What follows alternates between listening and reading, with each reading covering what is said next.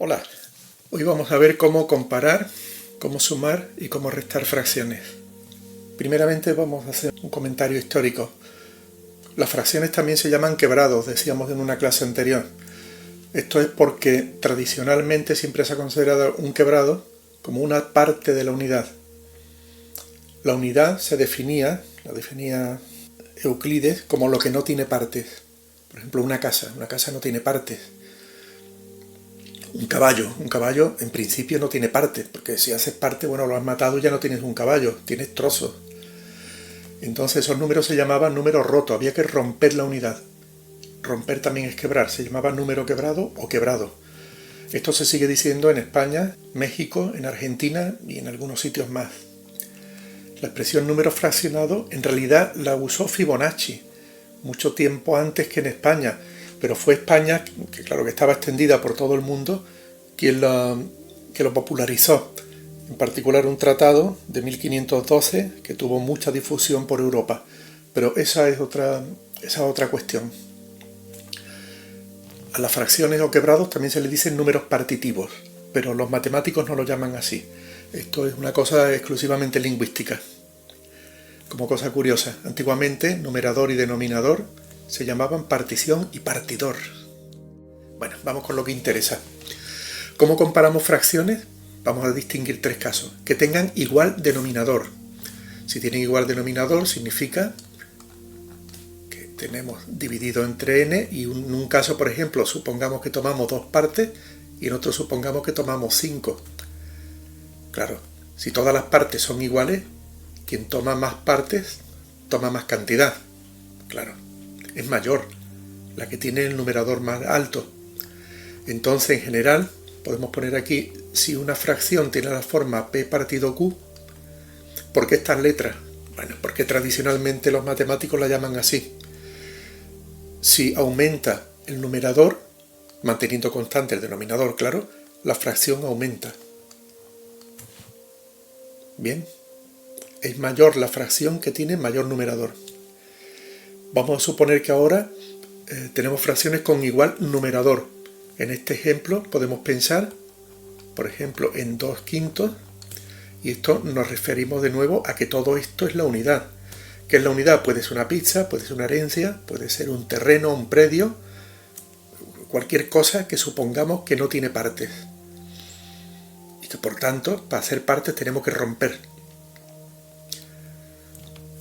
2 quintos, en este caso tenemos 2 quintos, hemos dividido en 5 partes y hemos tomado 2. Y en este otro caso tomamos 2 partes, pero es que hemos dividido entre 3.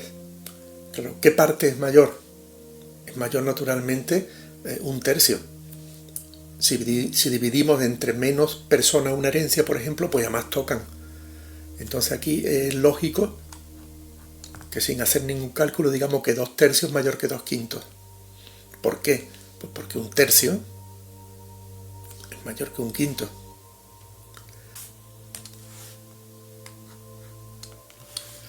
En general, si tenemos una fracción, un quebrado, p partido q, a medida que el denominador disminuye, la fracción aumenta.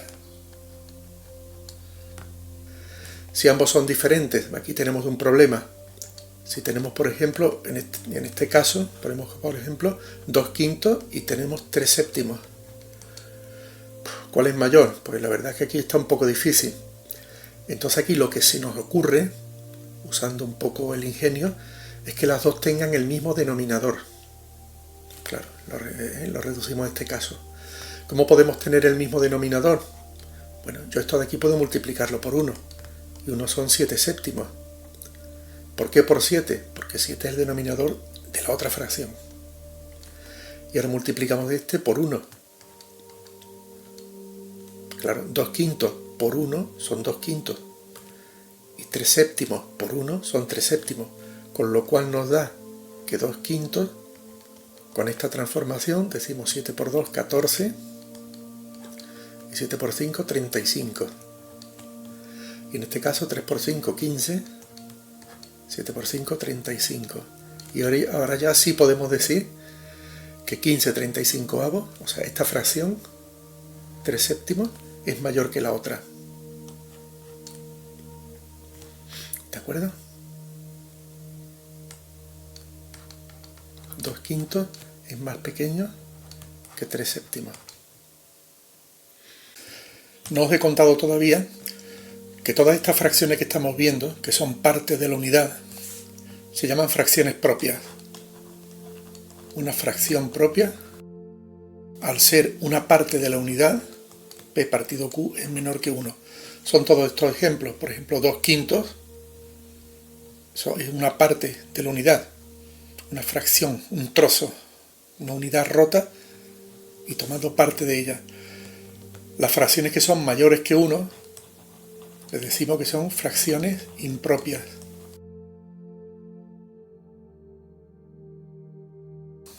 Mayor que 1. Y vamos a ver ahora cómo sumar fracciones. Pongamos un caso sencillo en que queremos sumar 1/2 más 1/3. Así tal como está escrito no sabemos cómo hacerlo, pero sí podemos decir, bueno, esto voy a multiplicarlo, igual que cuando comparábamos fracciones, voy a multiplicar esto por 1, que son 3/3.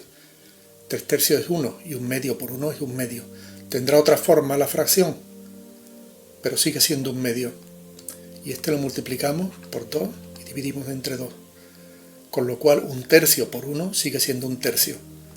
Entonces esta fracción nos da 3/6. Y esta fracción, este quebrado, nos da 2/6. Y ahora ya sí podemos sumar. Como tienen el mismo denominador, estos son 3 y 2, 5. Son 5/6. Claro, aquí en realidad, ¿qué hemos hecho?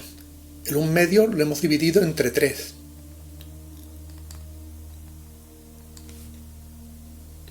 Y aquí el 1/3 lo hemos dividido entre 2. Con lo cual, claro, si completo así la figura, está claro que 1/2 son 3/6. Y aquí 1/3 son 2/6.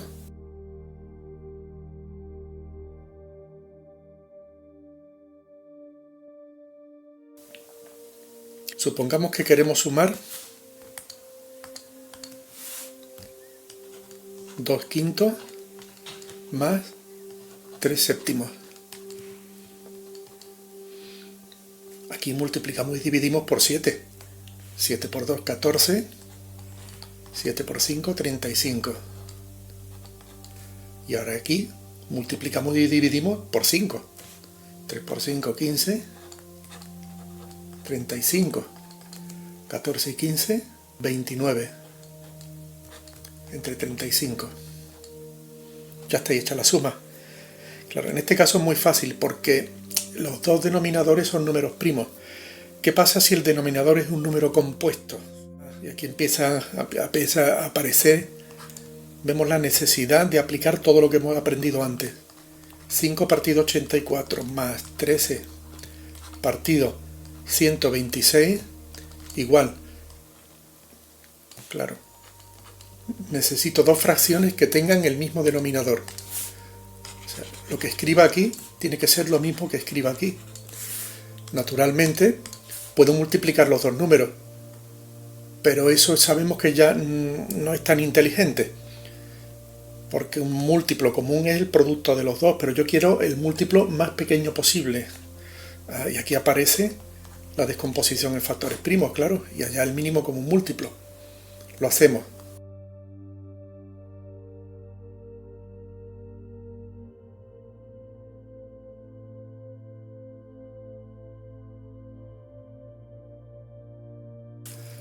Y esto es 252.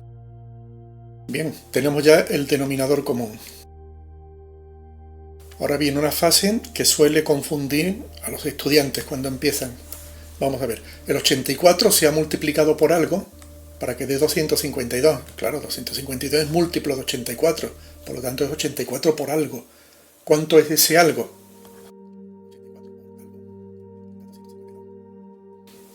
Este número es el cociente de dividir 252 entre 84. 252 lo tenemos descompuesto en factores primos. Vamos a usar un método de división que se llama por descomposición. Veréis que es un método lógico, totalmente lógico. El 84 es... numerador y denominador se descomponen en factores primos. Y ahora dividimos. 2 al cuadrado entre 2 al cuadrado da 1. Y ahora aquí un 3 con otro 3 también da 1. Y este 7 con este 7 da 1. Este número es 3. 84 por 3 da 252. Y ahora 5 por 3 que da 15. Vamos con la otra fracción.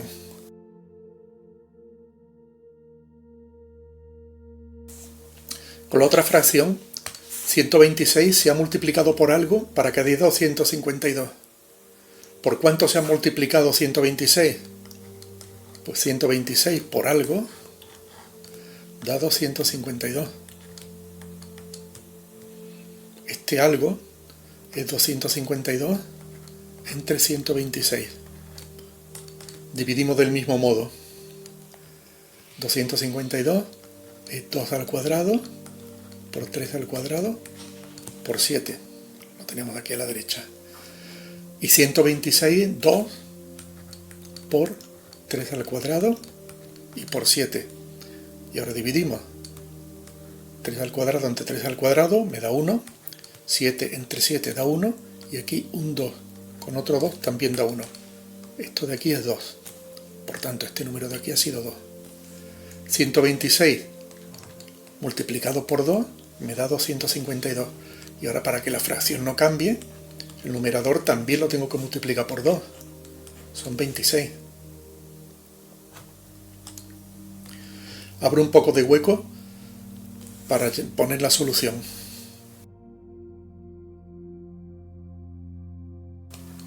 Esto es igual a denominador 252 y el numerador 15 más 26, 41,52. Esta es la solución. Esto de aquí es esto de aquí. Y ahora tengo una mala noticia que daros. Mirando una pantalla no se aprende a hacer estas cosas.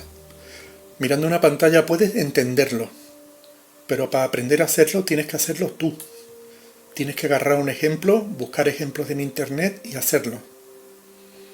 No puedo daros mejor consejo. Mirando una pantalla puedes entender, pero esto ahora hay que meterlo en la memoria. Esto tenéis que interiorizar y tenéis que aprender a hacerlo, hasta que el mecanismo os resulte completamente familiar. Estudiad mucho.